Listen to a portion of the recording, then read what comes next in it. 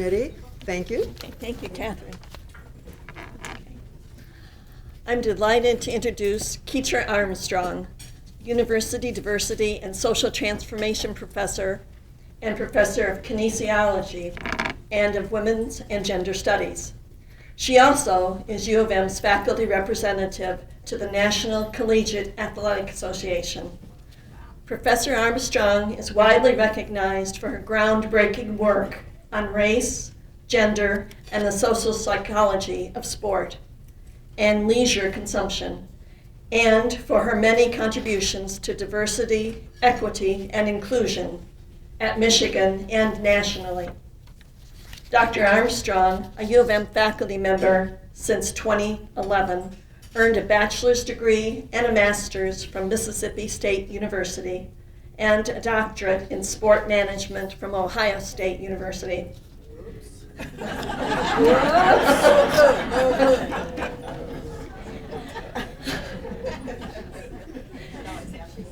As a former NCAA Division I scholarship student athlete, coach, and athletic administrator, she has amassed a wealth of practical experience in the field of sport, including serving as a past president of the National Association for Girls and Women in Sport.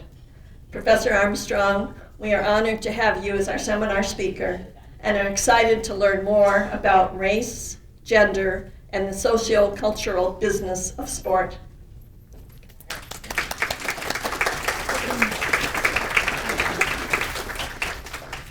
Thank you so much. You know, I envy you all. Let me just pause for a second. Exactly. First of all, you're retired, and I just cannot wait. I cannot wait. That day can't get here soon enough. Although I'm having fun at what I do, but so number one, I envy you because you're retired. But secondly, just from what I've heard, the things you got going on, like y'all have way too much fun. Like, can I just come hang out with you sometime? Like as an honorary early retiree, maybe, because like you all are having way too much fun, the activities, and I just think that is absolutely incredible. And I just want to salute you in what you're doing, your president, and all of those who are making the travel person, like everything that's making that possible, because it seems like it makes retiring just again, it's not the end of it, it's just the beginning of a new journey that you all are doing, right? Like the journey continues, and I think all of the people, from what I just heard, you're making the journey fun. So I just want to say kudos to what you're doing, and I can't wait to join you one day. I can't. Yeah. So thank you for this invitation. Now I just want to ask you to just bear with me as I try to like navigate this space up here, because as you see, the screens are to the side, and so like I'm looking here, so I'm gonna need to get closer. And so I'm going to try to move a little bit, and then I think in order to advance the slides, I need to point it here, I think, right? And so, let's see. Yeah, I have to point it toward there. Okay. Yeah, so let me try this. This comes off, right? All right. See, I just come to your house. And Hold it straight out. Straight out? Stuck. I don't want to break something. You might not invite me back if I break your mic. I don't want that. It's Weber's. It's Weber's. Oh, so then we won't care. I'm kidding, Mr. Weber. We can't. So I want to begin with just giving you some information about my approach to my scholarship and my instruction, because I think giving you context is going to be important as we journey through this conversation that we're going to have. So my conceptual foundation is one that's sociological. Grounded in sociology, because I'm a sport management professor, people organically think that it's grounded in business principles. It is inadvertently, but fundamentally is looking at sociological principles. And that requires understanding this institution of sport as a social institution. It is very much a business enterprise. Let's not be misled. You all bought a ticket to a UM football game lately, right? Yeah, that's a business. Let's not be misled, all right? So it is a business enterprise, but my approach is to understand this institution as a social construction. And so what I'm going to talk about, my framing is one that's, again, sociological. And it's tricky because people don't want to think about the sociology of sport.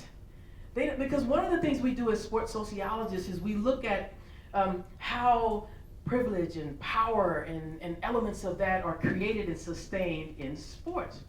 But most of us go to sport to get away from that, right? We go to sport to exhale and as a cathartic release of the daily woes. And so people are like, I don't want to talk about the problems in sport. And so oftentimes, but that's what we do as sports sociologists. We shine the light on the things that we know that we should do better as an institution. And so one of the challenges, particularly when we look at a social cultural framing, we examine again the power dynamics. So those who are in power, who want to maintain the status quo, get a little uncomfortable sometimes when a sociologist come and shine the light on the ills and the issues and the inequities and the disparities. And so that's my framing, is sociology and social psychology. I'm looking at sport. It is a business, but what we're going to talk about today is the social cultural business of sport, looking at sport as a social institution. Now, Zora Neale Hurston says research is formalized curiosity. It's poking and prying with a purpose. And so my purpose is one of social justice. And that's what I do. I'm poking and prying in this institution because I'm trying to promote social justice. You heard a little bit in my introduction. I'm the Director of Diversity, Equity, and Inclusion in the School of Kinesiology. And for the entirety of my life, I live this challenge of fighting for social justice. I'm a proud native of Tupelo, Mississippi. Any of you ever heard of Mississippi, Tupelo, Mississippi? You heard of Tupelo? Get out. Well, how? Where? Who you know from Tupelo? Say it out loud. Elvis. That's my homeboy. There you go. Elvis is my homeboy. So I'm a proud native of Tupelo, Mississippi. And one of the things about Mississippi, it's not without its challenges, but it's not unlike any other place in the world that has the same challenges. And so why am I telling you this? Because what I want you to understand is what I do as a scholar and as an instructor, it's a part of my purpose, it's a part of my passion, it's how I live my life.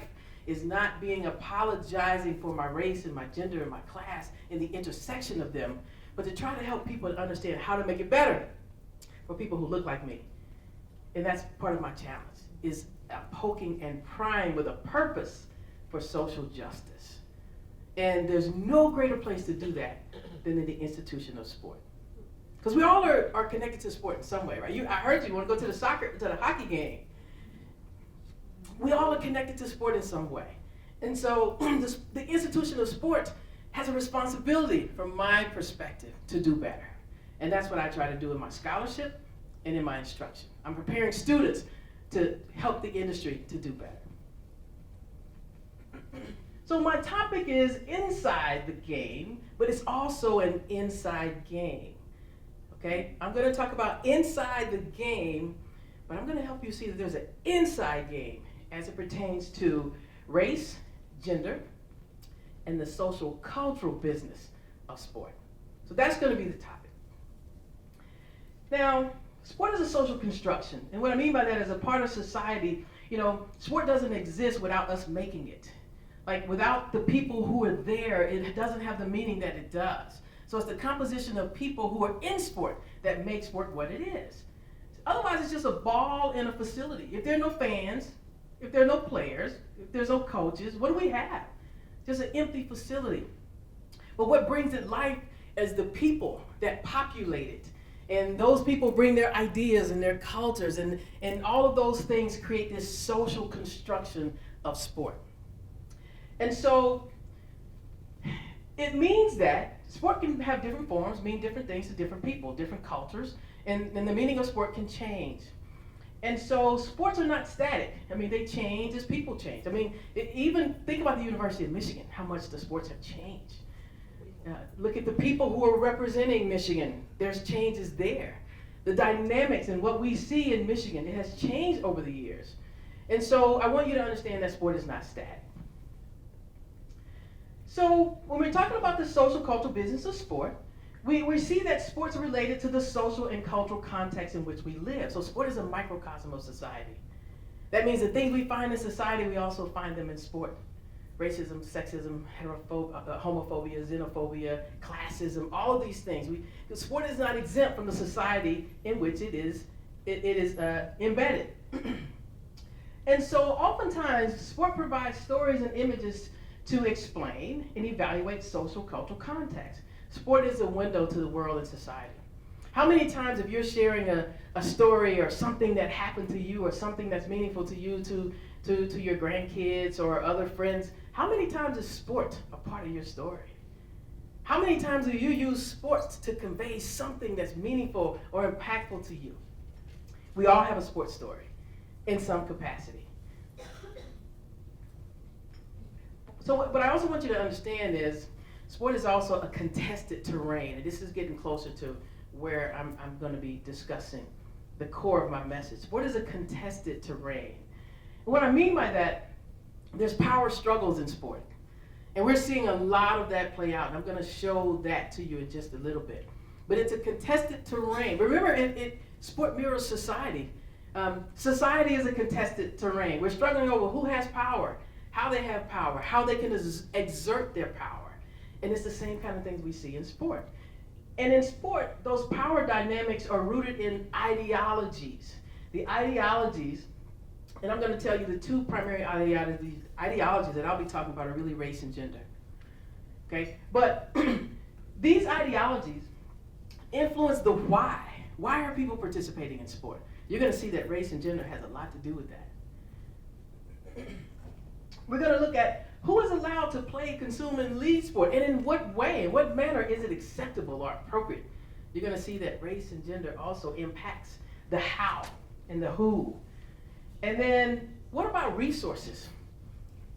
We also find that there's a struggle, and there's a contested terrain because the power ideology in sport is such that certain entities get resources, others don't. And I'm going to share with you some research that shows that. So it's a social institution. It reflects and mirrors society, but it's also a contested terrain where there's struggle based on power. So the first one I want to talk about is racial ideology. Let me just put it all up here. Essentially, when we talk about racial ideology, it's the ideas and beliefs that people have about race based on skin color.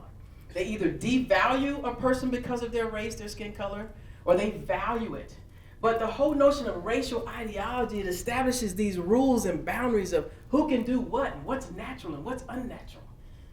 And also the dynamics of racial ideology, it influences motivations, and I'm going to share that with you also as well.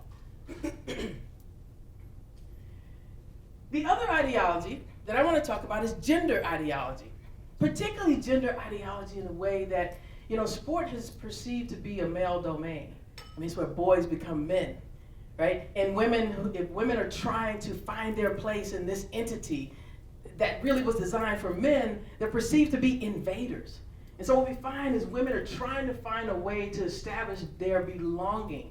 They're still fighting for justice, still fighting for equality. Because there are people who still think, well, you're not supposed to be in sports anyway. It's a man's game. That's gender ideology. And so what we find is women are still challenged and still contesting the terrains of gender ideology to determine that they belong. They're still fighting for getting the necessary resources. So, it defines who and what it means to be a man or a woman. For example, just real quickly, if I ask you to tell me what's a feminine sport, what would you say? Tennis. What's another feminine sport? Gymnastics. Ice skating. That's tricky. Yeah, you tried to trick me up there, didn't you? Field hockey's a tricky one because it involves a little bit more than grace and finesse. Because remember, gender ideology generally wants the women to be in finesse, graceful, non-contact sports. And field hockey sometimes gets a little too aggressive for those who think women shouldn't be there. What's a masculine sport? Football. So when women try to play football, it's a challenge. Hockey, what's the other one? Wrestling. What's the other one? Basketball. It is perceived to be, absolutely. Soccer. And soccer's getting better. Women are making the most progress, quite frankly, in soccer. Because it's one of those that people, you see, okay, women can play soccer, right? Now, what allowed you to tell me those sports were feminine sports or masculine sports? Why did you label them like that? Who plays? Exactly. Who plays, how they play, why they play, that's gender ideology. See, we all subscribe to it in some way. We also label and define things based on the gender norms that have become associated with it. So that's gender ideology. And it also determines what's natural. And one of the things, I won't present it here, but we also know that when women are playing those masculine sports, that seems to be unnatural because that's not what women are supposed to do.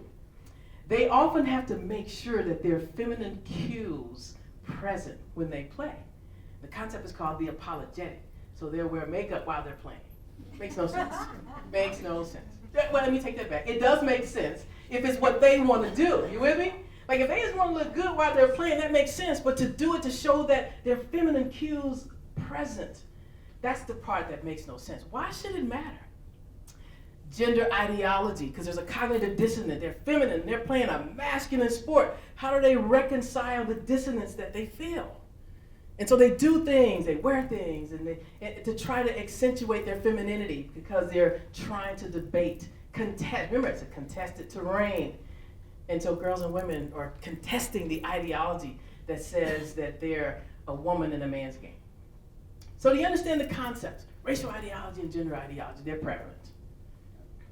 Now, I want you to understand ideologies change over time, but they generally represent the dominant perspective. So if you think about racial ideology, if I were to ask you which racial group generally is the dominant group in power, which racial group would you say? Whites, Caucasian. If I ask you which gender, which sex is the dominant power, what would you say? Men, absolutely. And so because of those dynamics, we know that sometimes it changed, and we're going to talk about that a little bit later, but people oftentimes use sport as a way of reproducing ideologies. So, let me get into what I want to tell you about. So, I love this quote. Robin Sharma says, "Your life is a mirror. Life gives us not what we want, but life gives us who we are." Although I hear there's a mirror that can make you look thinner. I did. I heard there's a mirror that can make you look thinner. So we might have to alter this quote. But generally speaking, most mirrors just kind of show you who you are. So that's my idea here.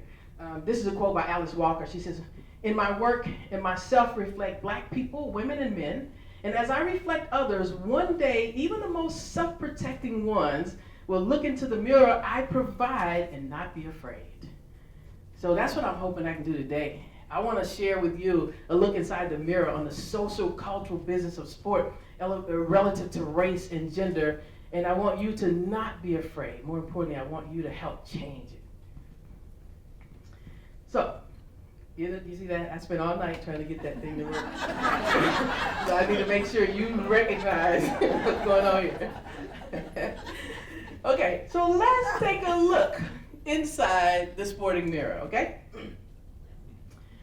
So Charles Hamilton Houston says, "The race problem in the United States is the type of unpleasant problem which we would rather do without, but it refuses to be buried. We don't want to talk about race, particularly in sport, because why? Sport is the great racial integrator, right? That's what we say. And even in Michigan, for example, sport, and everywhere, sport encourages us to be colorblind. Because sport tells us that what should matter is not the color of the athlete's skin, but what? The color of the uniform. And talent and skill. So those are right too. Yes. But it's the color of the uniform. We don't care as long as they're our person, catching the pass and not the other team. And by the way, as I digress, even when I was working at the Ohio State University, I know I got my PhD there. I've always been a Michigan fan. As I grew up in Mississippi, and my family are from Michigan, Kalamazoo, Portage, and Southfield. So I used to come here in the summer because it's hot in Mississippi in the summer. So I would spend my summers in Michigan because I thought it was cooler. Although my cousins in Michigan didn't think it was cooler. I'm like, well, you want to see hot? Let's go to Mississippi. So I grew up a Michigan fan, just so you know. And now I've seen the light. I'm a professor here. All right? So give me credit for that. All right? Thank you. So when we think about sport, it taught us not to look at race, but look at not the color of the skin, but the color of the uniform and the character of the game. And sport did something else. It allowed us to touch and be touched by the invisibility of race.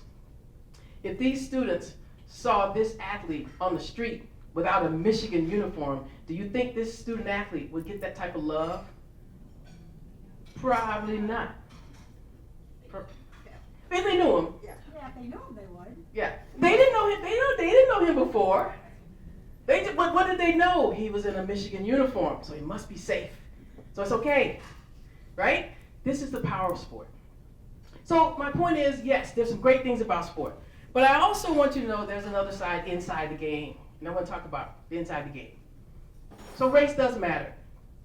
Even this, when we saw people protesting the time during the national anthem, clearly in black and white, you can see the black, I don't know how well you can see this, particularly in the back, but there's a person holding up a sign when Colin Kaepernick was kneeling during the national anthem, protesting the injustices in the black and brown communities. There's a black female holding up a sign saying, "Thank you, Kaepernick." And yet there's a white female saying, "Kaepernick, have you thanked a vet lately for your right to do this?" Clearly differences in black and white. So we know race matters in a lot of ways. Now, I'm going to talk about three things. I'll try to make it quick because I want your questions. I want us to have a conversation. I'm going to talk about participation, consumption, and leadership. Racial ideology began with this concept. People thinking, any of you ever see the movie White Man Can't Jump? Yeah. It's funny, but it's so not true, right? But it's racial ideology, and we commercialize it. We buy into the fact that black people are supposed to be genetically good at sport. There's a genetic determination in sport, and white people are not supposed to have it. And that's dangerous. That's a dangerous concept. So like this, as you can see, there's a white athlete playing basketball. He's the only white one on the team. Do you think that impacts him? Dealing with the racial ideology that, hey, you're playing a black sport. Or the black athlete who's playing hockey.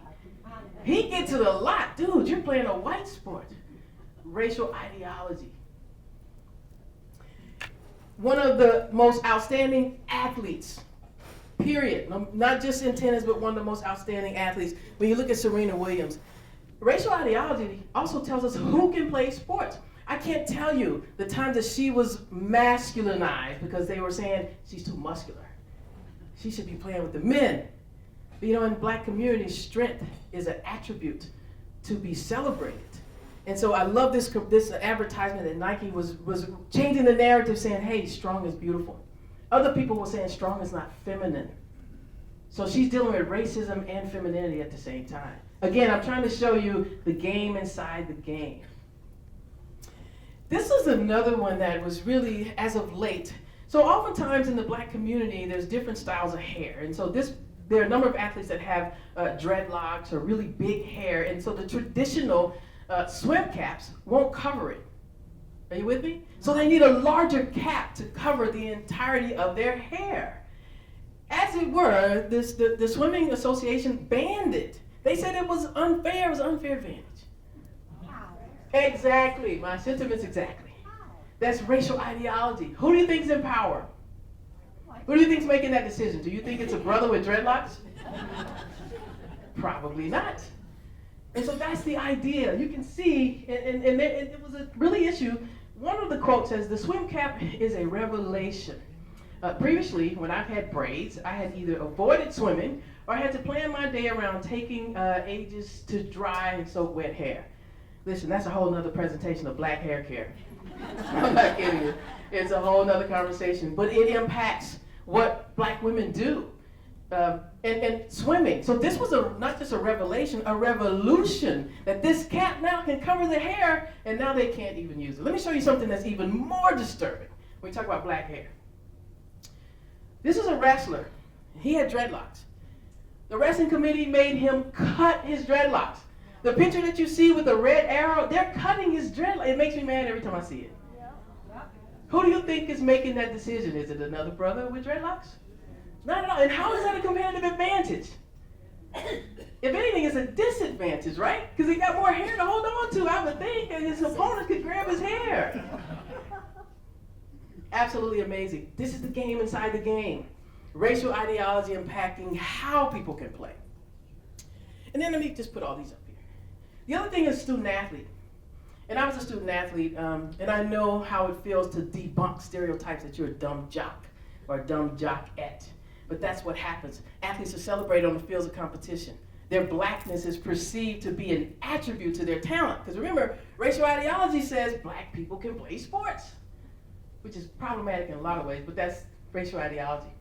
However, even socially, it gives them capital, cultural capital, because people want to hang out with the athletes. But in the classroom, blackness becomes an impediment to their learning ability because they're perceived to be a dumb jock. You see the game inside the game. One of the things that athletes do, they just don't wear athletic gear to classes.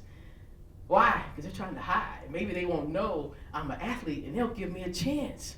That's the game inside the game, the contested terrain, because racial ideology says that as a black male, particularly males, that they must not be scholars. And we know that's not true. Now, second thing I want to talk about is consumption. Consumption. And there was a scale called SFMS. It was called the Sport Fan Motivation Scale. And it was primarily created with predominantly white sample. And I was thinking, well, some of these things are important. They were asking, why do you attend sport events? Like if you look at this list, do these things appeal to you? Do you go to these sport events for entertainment? Yes. Eustress, that's a happy stress. The aesthetics of it all, particularly gymnastics, we like the aesthetics of the competition. Family, it's an escape, etc. But I knew something was missing as it pertained to the black community. And so I did research with a predominantly black sample, and it revealed a different set of motives. And the one that's most different was the cultural racial affiliation. That race and culture did matter in ways that we didn't really fully address before.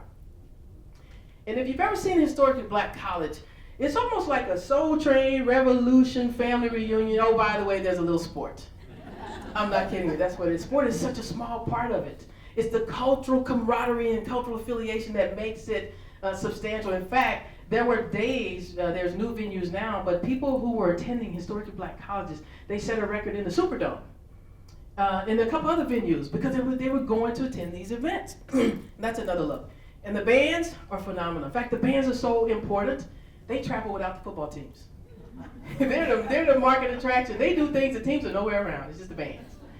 And in fact, right before halftime, it looks like a revolution because you go to the first 2 quarters, like, yeah, there are a few people there, but right before halftime, to see the bands, it's like a revolution. People are coming out of everywhere because of the cultural significance of what happens in the production and the entertainment. It's not just entertainment, it's culturally relevant entertainment. And so what we know is that, I'm just going to summarize, HBCUs provide a very special place. I'm going to go to the end. It's empowerment and freedom, but it allows black consumer spirits to soar and their humanities to find a larger expression. This is primarily what my research is in the HBCU experience when I look at consumption.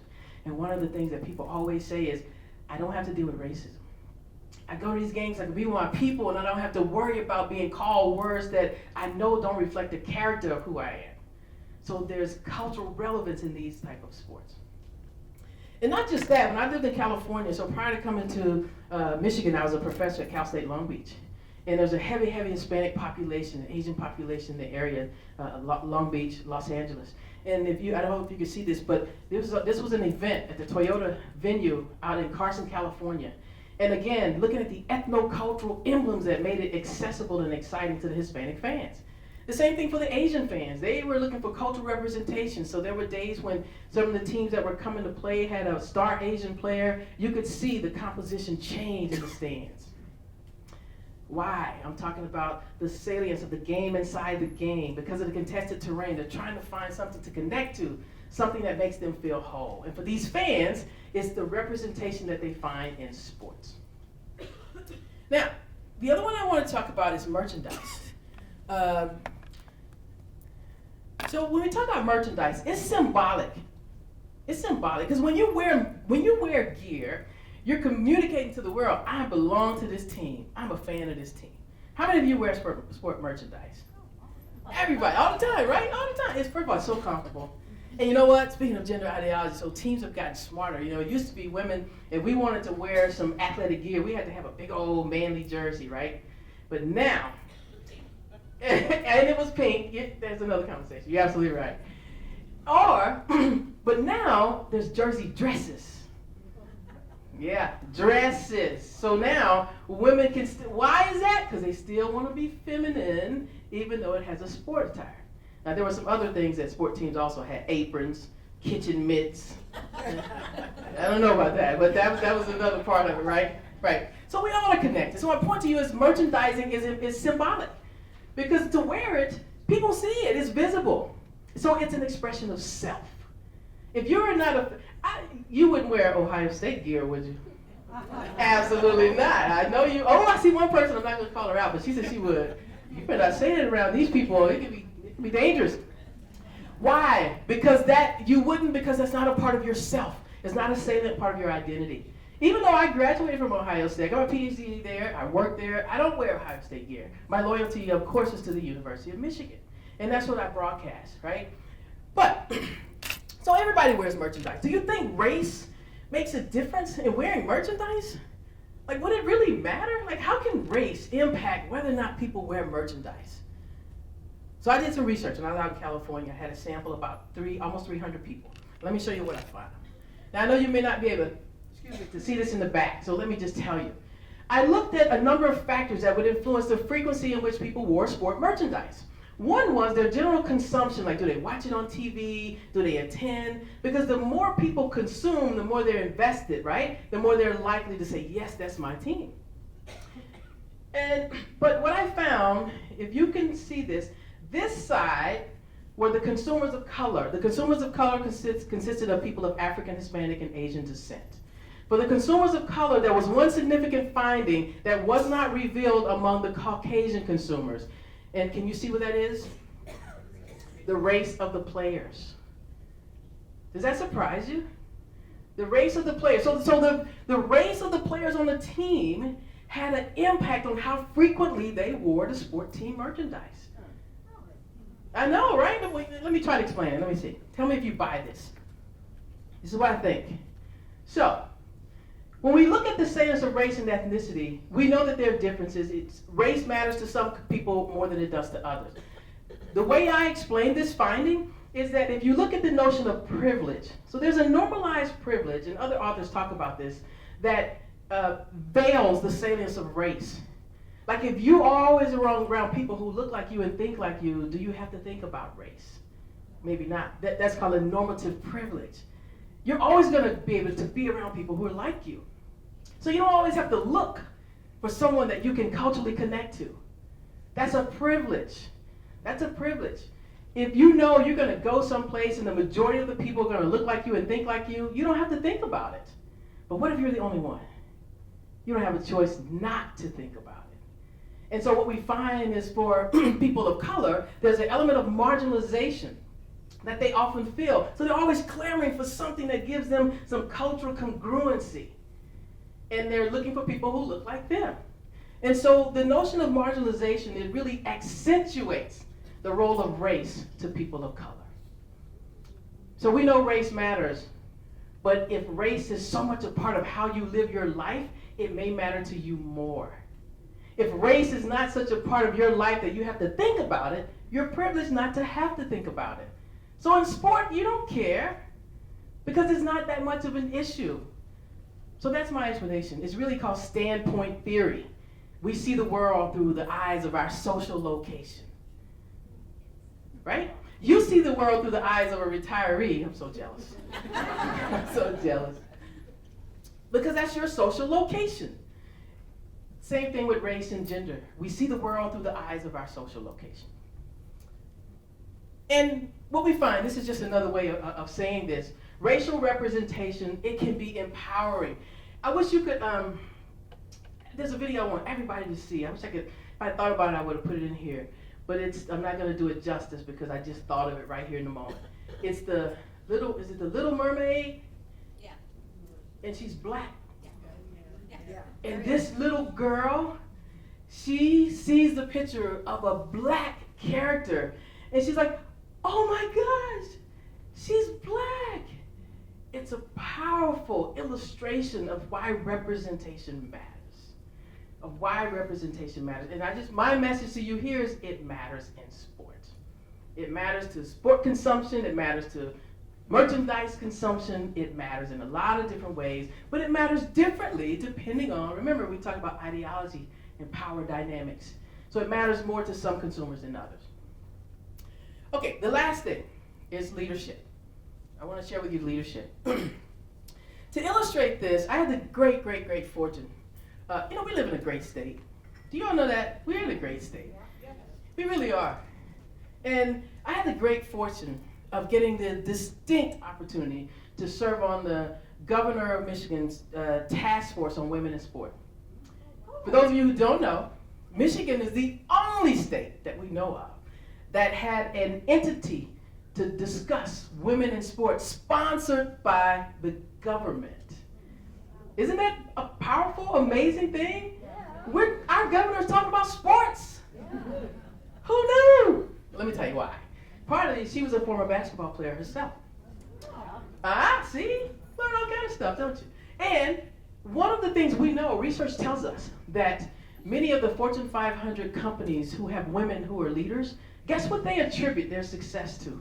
Sports. Absolutely, having participated in sports. So we know the power of sports. We know how it impacts the world, how it changes lives, and how it gives us those skills that we need to be successful people. The governor realized that. She's like, well, we got a female governor, lieutenant governor, secretary of state. There's another one I'm missing. Attorney General. Right.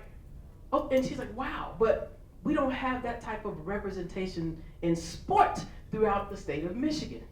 So I had the great fortune of doing research. So I did the research for the state of Michigan, and I want to share some of this with you. It's a lot of information, so I can't share it all, but I just want to give you the high points, okay?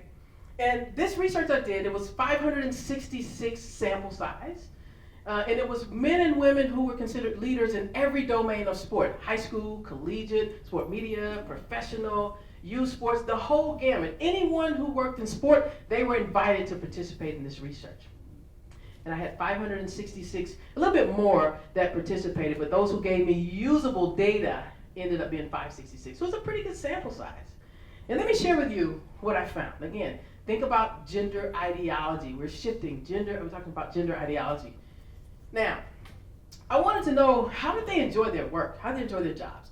The dimensions of work and well-being. And for the most part, if you look, what's incredible, 97% of both the male and female leaders said, I feel proud of the work I do. What does that tell you? Like, that's pretty amazing.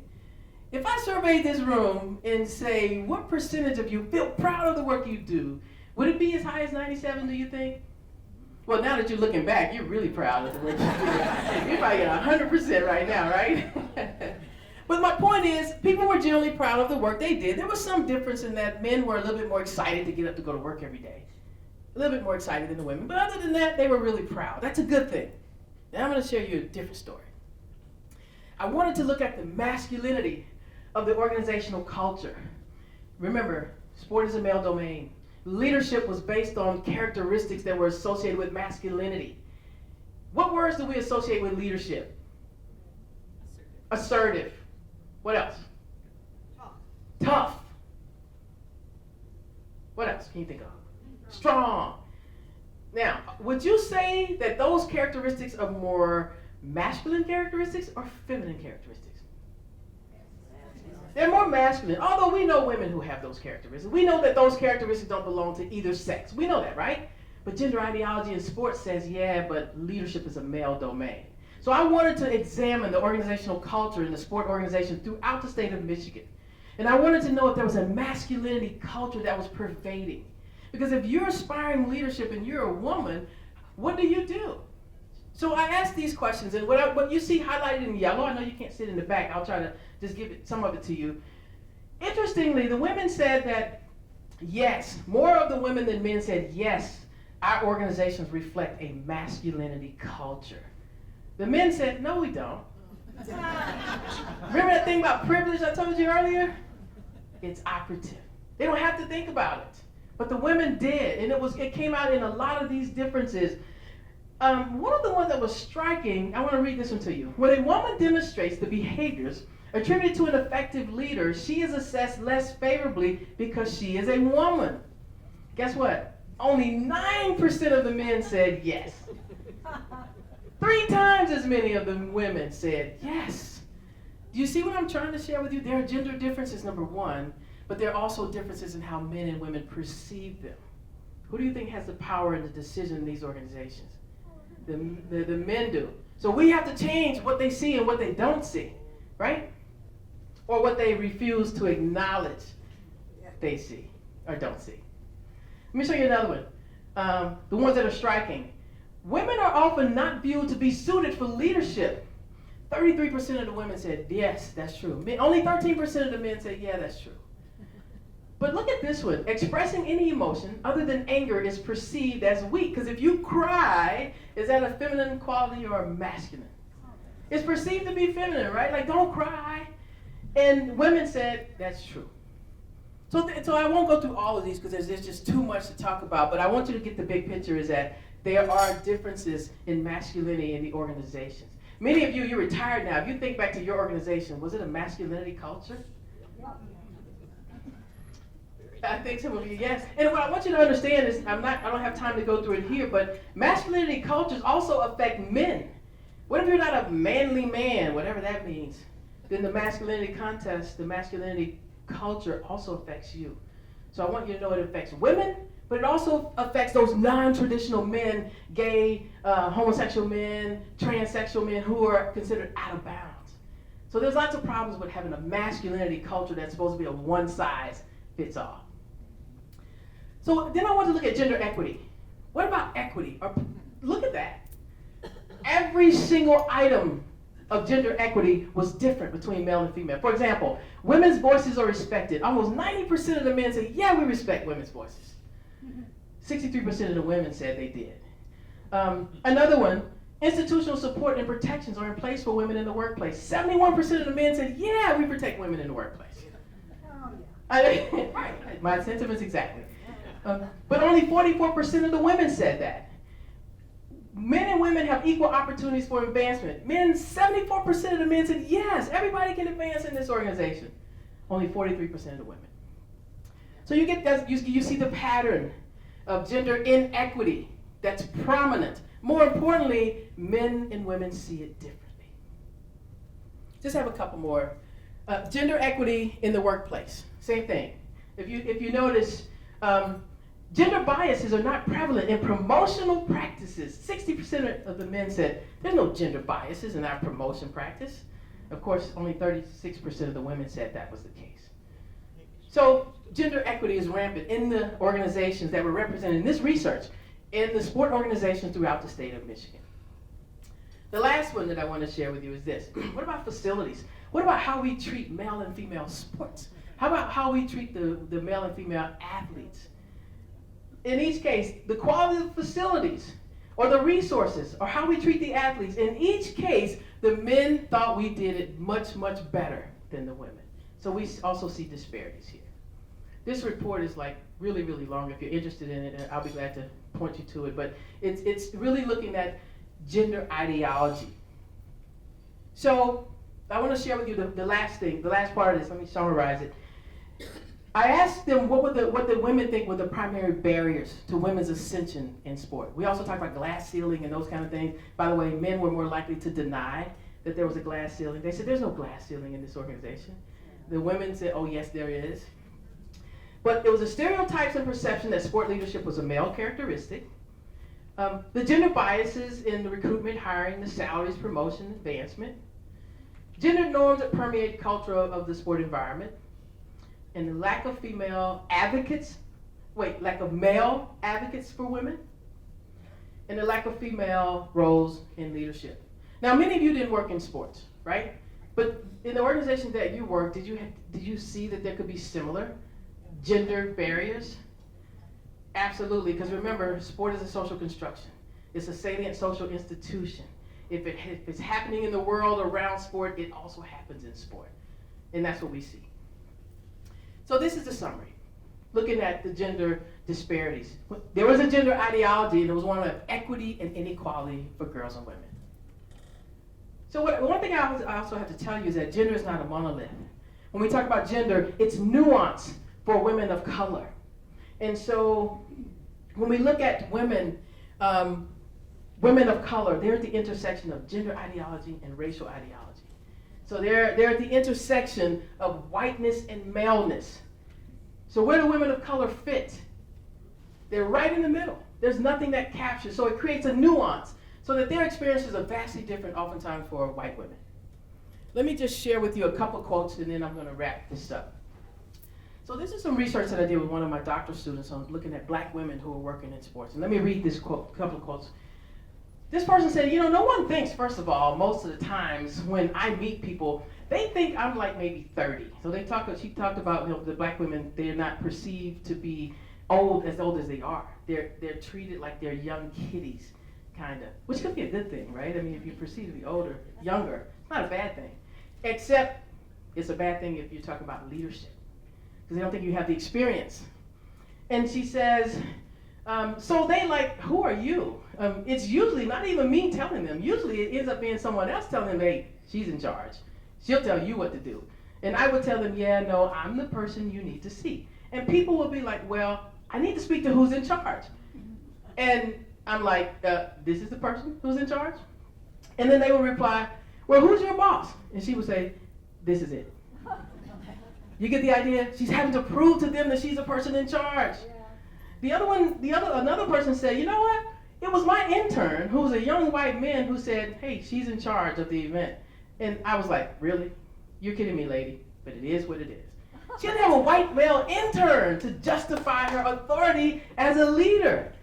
I'm showing you the struggles, the extra struggles that women of color have to experience. A couple more quotes. Until you announce your authority, they don't usually get that, or until other people around you that work with you defer to you. So when they see other people deferring to you, like, you must be in charge. Then they start like, oh, this is the person in charge. But you don't get that, automatically. So she's talking about no one gets the automatic assumption that they're in charge except white men. If it's a woman or a woman of color or a man of color, they have to prove that they're the person in charge. Last quote I want to share with you says, athletics is a different environment. I think everybody understands the struggles to work in college athletics and staying in, especially as a female. I wouldn't necessarily say that people that I work with understand what it means to be able to stay and work in it as a black female, because they don't understand, they don't have the same personal position. So the point here is, we talk about race, we talk about gender, but for women of color, they intersect. And they can't choose which one is operative at one time because they happen simultaneously. And that creates a challenge. So, I'm winding down. Keep calm. There is good news. All right, let me share with you some of the good news and then I want to conclude. First of all, athletes are starting to speak out. It's athlete activism that's changing. Athletes are standing up, demanding for the things that they need. And they're leading the charge in social justice. Because athletes are out protesting, they're making the coaches and the leaders to do likewise. So athlete activism is changing how gender ideology and racial ideology is becoming less operative in some regards in sport. The other thing is, we talk about the black athlete stereotypes. There are forums now, there are programs now that celebrate black male students, and they're changing the narratives that they're not dumb jocks, but they can be scholars. Again, I'm showing you the changes in the ideologies and this contested terrain. And HBCUs, historically black college sports, now they're getting recognition like we've never seen before. Any of you know about Deion Sanders, Coach Prime? Coach Prime has single-handedly elevated the historically black college experience. So we even have ESPN broadcasting there. That would never happen years and years ago. And this is what's fascinating. Actually, these are pictures that I took in Chrysler. Fisk University made history. They're the first historically black college to have gymnastics. If I asked you, is gymnastics a white sport or a black sport, what would you say? It's a white sport, right? Even though it's not, but that's the ideology. So we haven't had a historically black college that fielded a gymnastics team until this year. It was fascinating. They played in Chrysler Arena, and they really did good. It's not about race, right? It was about the social construction of race, lack of facilities, lack of access, lack of role models. It didn't mean that because their skin was black that they couldn't be gymnasts. You understand what I'm sharing with you? So race is socially constructed. It's not real. And I love this because it's contesting racial ideology that gymnastics is a black sport. And one of the powerful things is media, social media. Women are going to social media through empowerment. You know, it used to be, first of all, women get less than 5% of TV coverage, women's sports. But now with social media, guess what? They don't have to wait on the traditional media. They can go to their own social outlets, and they're making changes in many, many ways. Social media outlets have allowed the women's soccer team to get equal pay with the men. The women's basketball team in Atlanta changed the landscape of our government when they elected Warnock. You know, the social media, I mean, it just goes on and on and on. So they're taking power. Even on campus, we have name, image, and likeness. You've heard, some of you may have heard of that. It allows athletes to profit.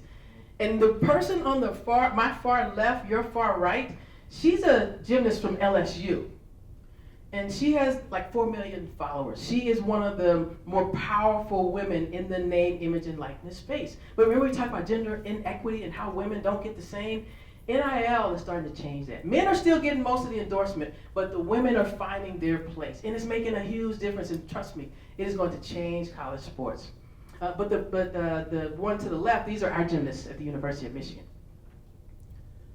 And lastly, there are some changes with women in sport leadership at the professional level, at the college level. It's changing, just not fast enough. But that's good news on the horizon. So, are you still with me? Okay, because I'm about to wind it down now. This is one of my favorite quotes. This is a picture I took in Florida. Like I try to get to the beach as much as I can. I told you I'm from Mississippi, so I got that thin southern blood, and these Michigan winters get just a little hard on me sometimes. So whenever I can sneak away, I try to. This is a picture that I took in Florida on one of my escapes.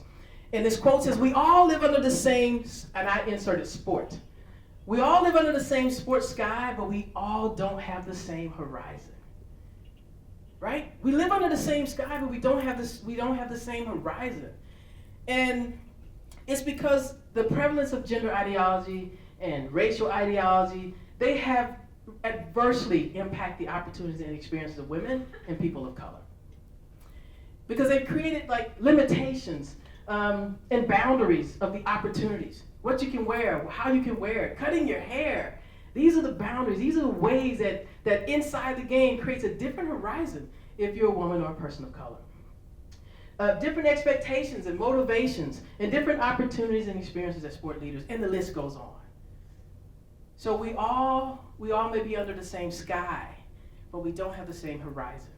The social cultural game of race and gender has impacted the opportunities and experience of women and people of color. That's the social culture inside the game. That's what's happening inside the game, beyond the scores and who's winning and how they're playing. There's a game inside the game based on social culture, and that's what I've tried to share with you. So we need agents of change, and we need them inside and outside of sport. Remember, sport reflects society. They work together.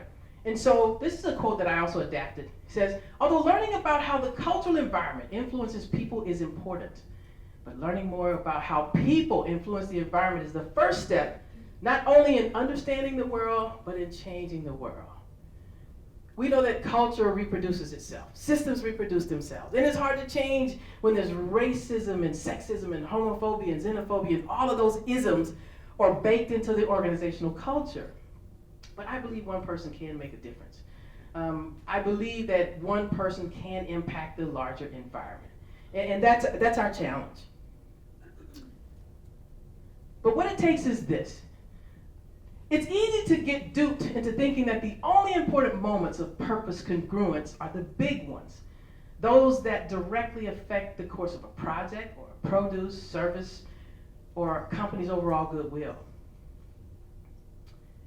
But it's the day-to-day, moment-to-moment. It's in the small ways that we lead and operate that show who we are, what we believe, and how we support our purpose.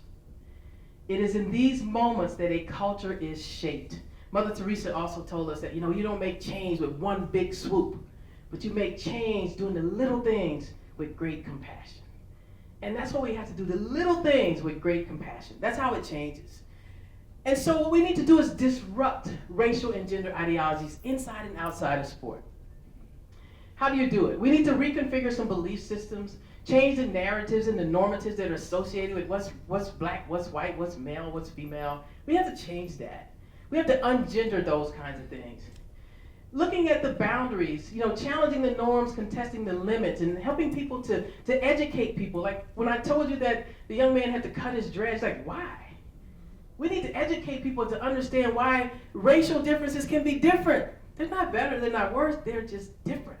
So part of that is education and learning, and we do that moment by moment by the encounters that we have with people who share these ideas. The last thing is political work. It takes advocacy and investing in opportunities for girls and women and people of color. We need it inside and outside. It was because of the Me Too movement in the world that impacted gender ideology in sport. Because sport organizations say, hey, we may have a little Me Too happening in here as well. It was the racial reckoning and the racial awakening in the world consequent to the George Floyd murder that people started saying, hey, we need to exercise more racial sensitivity. It happened in the world, so we started to see it in sport. But we also know sometimes sport leads the way. When Billie Jean King beat Bobby Riggs years and years ago in the 70s in the Battle of the Sexes, how many of you remember the Battle of the Sexes? Wow, look at this. I'm impressed. She inspired not just people in sport, but mothers and daughters all over the world. Was like, I am woman, hear me world. They weren't playing tennis, but they were feeling empowerment. So sometimes sport leads the way. Jackie Robinson, when he integrated baseball, wow, the world got a chance to see blacks and white work together for a common good. And the world started to take notice. So do you understand what I'm telling you? Society impacts sport, but sport also impacts society. But we need change on the inside and the outside. This is a picture I took in California. To do that, you got to let go of everything but what you need to stay on the rock. You got me? And there's some things you can hold on to, but you need to only hold on to those things that you need to stay on the rock.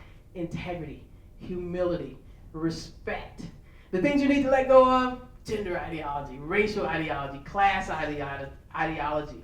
Those things you don't need. You don't need those things to hold on to the rock. Let them go. That's how we make change. But listen, it's been said that no one likes change but a wet baby. They're the only ones who want you to change them. The rest of us, we do is how we've been doing it for so long. Don't ask me to change.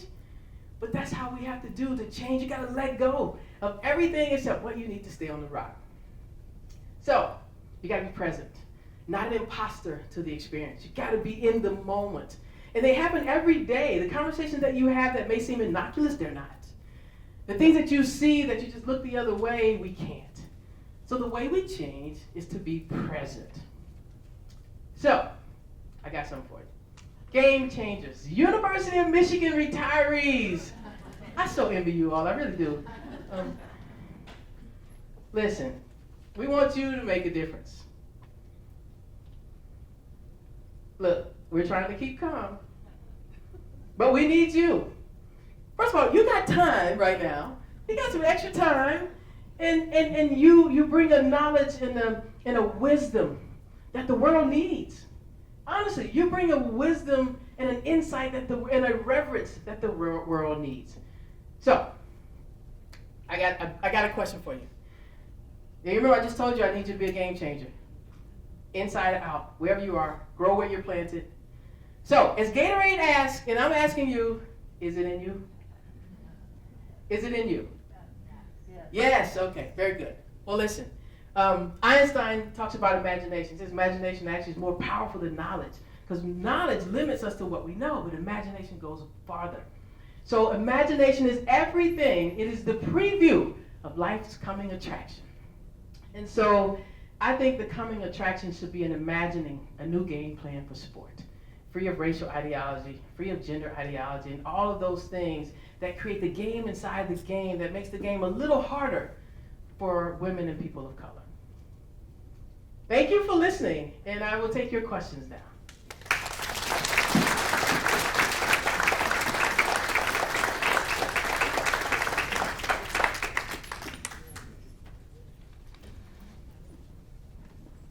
What are your thoughts on transgender people Who's playing speaking? in Where are sports? you? Where I would look. Oh, there you are. Oh, see, you hit me hard. Like, no softball questions? Well, you can work me in gently. You just went straight for the juggler. I'm not sure yet, to be honest. And let me tell you why. I don't believe in the absolutes. Like, I don't believe in absolute gender, male, female. Like, people tell us that the happiest, the healthiest people are a little bit androgynous. Like, we have a little bit of masculine, a little bit of feminine, I guess. So I'm just not, I don't know how I feel about that, first of all. So my challenge is this. When we talk about transgender athletes, I believe in inclusion. I don't believe in mistreating anyone. The hard part is in sport, there's a concept of fair play. And I'm not sure that we know where we are with fair play. Because if we're basing science on the absolute, it takes 2 years for the hormonal transition to go from the sex you were born to the one that you're transitioning to. But we know that the bodies are not exact science. And so I know that some of the swimmers, in the case with like Leah and Thomas, who's a swimmer at Penn, they feel like, wow, that's unfair because this person still has a lot of testosterone for so long. And so I don't know. I just don't think we figured it out. You know, there's a saying that we should rest in reason and then we should move with purpose. I think we just moved and we're trying to figure it out retrospectively. And that's the only thing that concerns me, is that I just don't know enough about the science of it. So I'm juxtaposing my desire for inclusion and respect with fair play. And I just don't know where that lands just yet. And I've tried to. I've actually participated. When I used to be the president of the National Association for Girls and Women in Sport, we had a panel on that. And even then the debate was, well, how long? How long should it be before this person should be able to participate with their transitioning sex and not the sex they were born? And not all people agree with it. That's the challenge. There's different perspectives. Even the medical professional, I think, the medical profession is still grappling with what this all means. So in answer to your question, I believe in fairness, I believe in inclusion, but I want to somehow balance that with fair play. And I just don't know where that is with the biology and the sociology and the equity. Yeah, you hit me hard with that. But that's okay.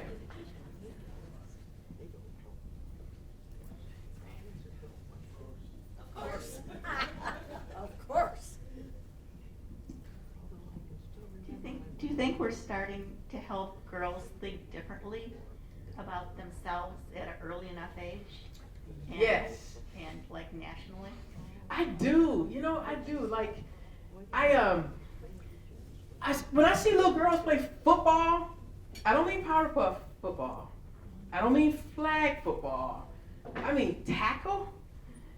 It's empowering because they don't know what they don't know. They think if my little brother can play, why shouldn't I play? They don't know the danger. So I do think that we're in a generation of girl empowerment. I really do, and I see it changing.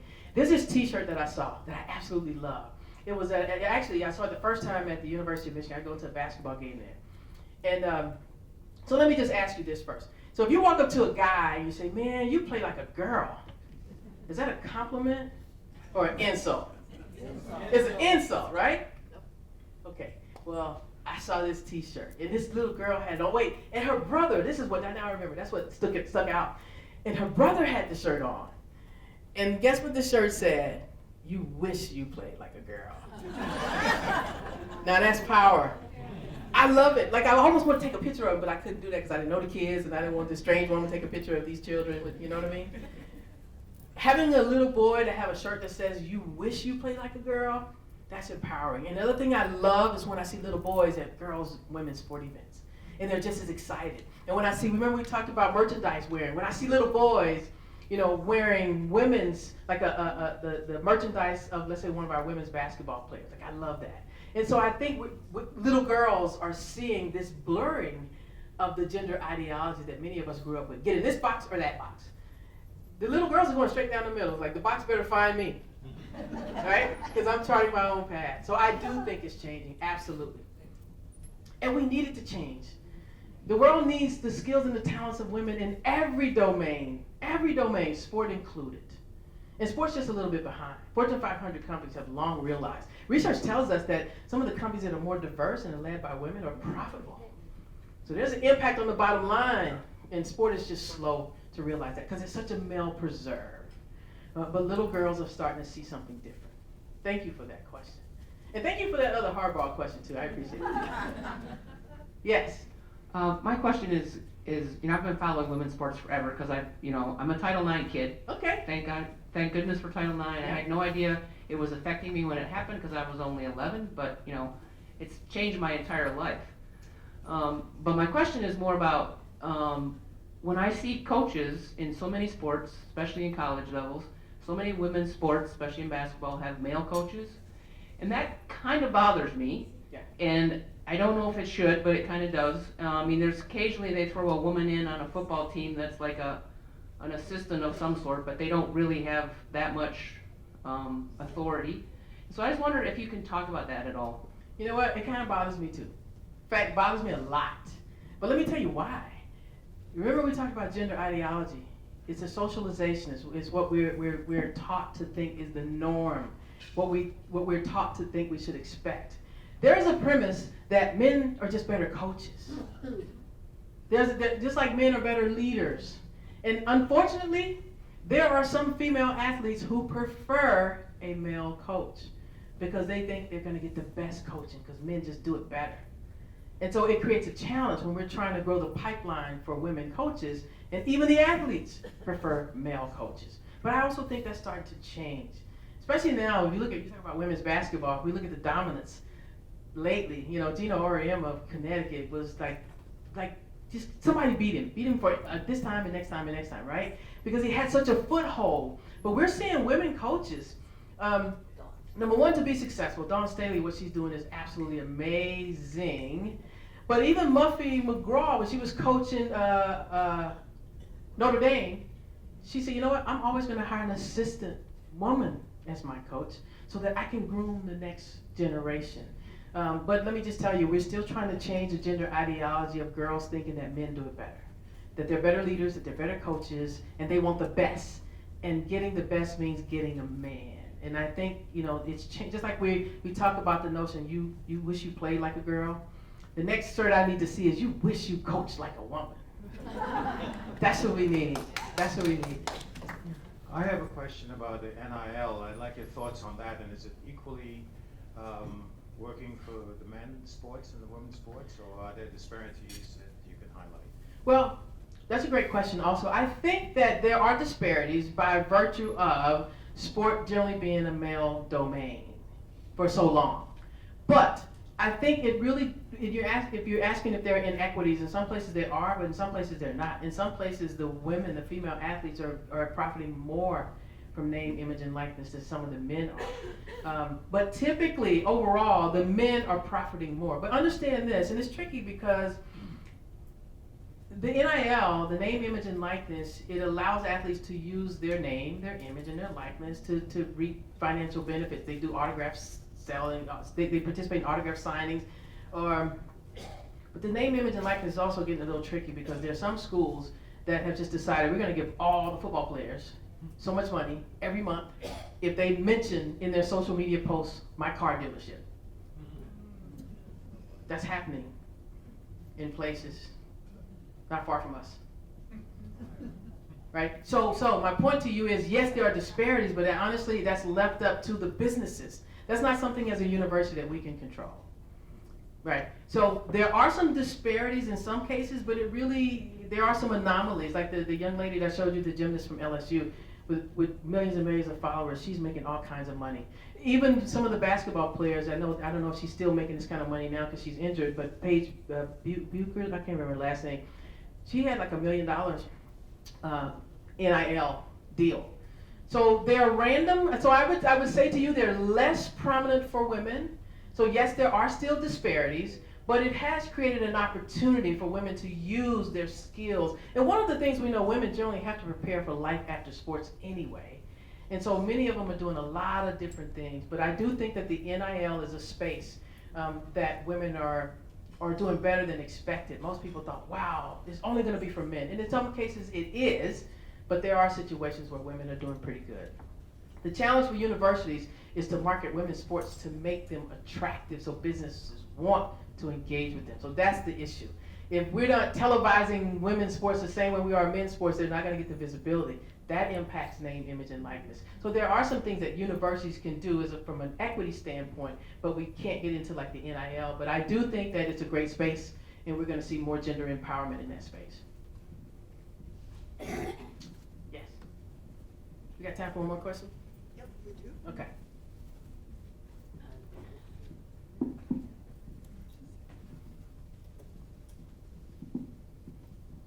How do you feel about the alumni's influence on what happens in sports at Michigan? Ooh, hold on.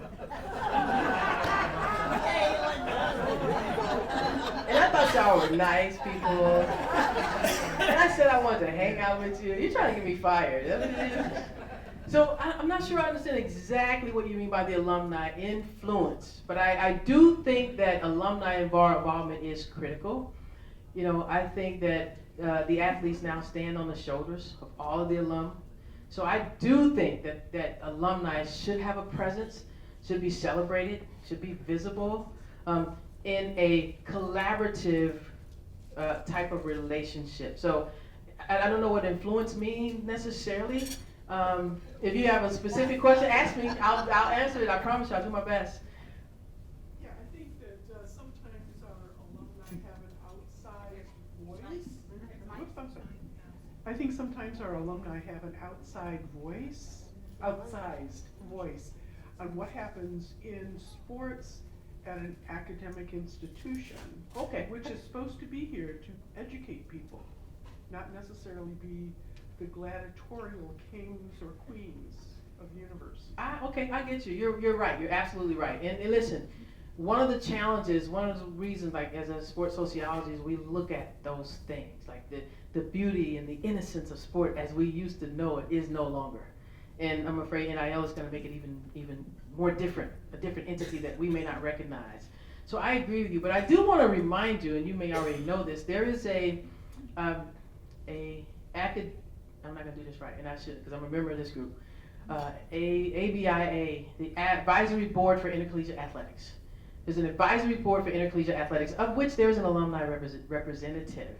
So I would suggest, if there's something in particular that your entity wants to make sure it's brought to the table as a point of discussion, is to reach out to the alumni representative, because I would tell you at the University of Michigan, alumni are involved, and there's an alumni member there, and that the whole idea is to try to bring forth some of the issues and concerns of the alumni. So I think that is really important, to know that you do have a representative at the table.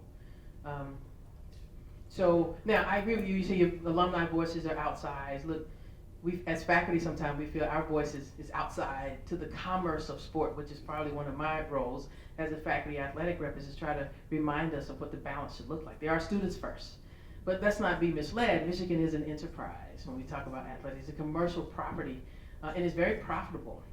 But in answer to your question, I do think that there's a voice for alum. And I think they do alumni association games. Like I know there's an alumni game that many of the sport teams have. There's an alumni representative on the advisory board for intercollegiate athletics. And so I think those are appropriate. But if there's more that you're thinking about, talk to me offline. I'll be glad to see. But your voices are needed. Your presence is needed.